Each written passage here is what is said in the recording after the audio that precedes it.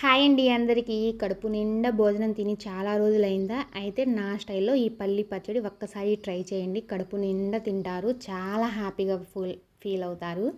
దానికోసమని ముందుగా బాండి తీసుకోండి. అందులో కొంచెం ఆయిల్ వేసేసుకొని ఆయిల్ హీట్ అవ్వగానే ఒక పావు కేజీ పచ్చిమిర్చి తీసేసుకొని మీడియం ఫ్లేమ్‌లో పెట్టి ఫ్రై చేయండి. దానికోసమని కొంచెం మూత వేయండి. మూత వేస్తేనే పచ్చిమిర్చి అనేది లోపల నుంచి బాగా ఫ్రై అవుతుంది. పచ్చడి అనేది చాలా బాగుంటుంది. హైలో పెట్టి మూత లేకుండా ఫ్రై చేస్తే పచ్చిమిర్చి పైన కాలిపోతుంది, లోపల పచ్చి పచ్చిగా ఉంటుంది. పచ్చడి అనేది టేస్ట్ అనేది అస్సలు ఉండదు. మీడియం ఫ్లేమ్లో పెట్టండి. ఆయిల్ కొంచెం ఎక్కువ వేసేసుకొని మూతేసుకొని ఫ్రై చేయండి.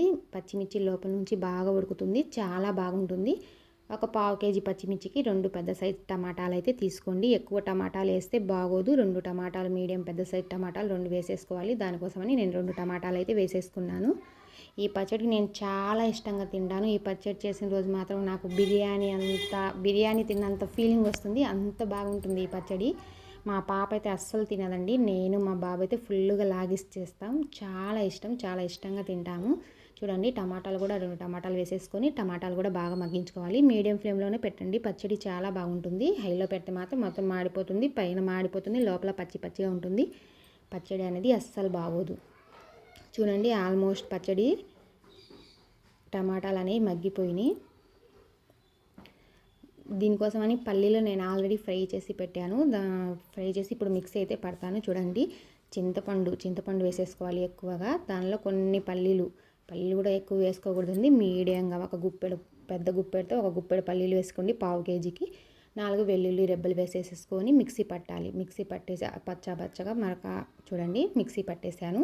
అందులో తరువాత పచ్చిమిర్చి టమాటా మేము ఫ్రై చేసేసుకున్నాం కదా, అవి సాల్ట్ పచ్చడికి తగ్గట్టుగా సాల్ట్ వేసేసుకొని మిక్సీ పట్టాలి.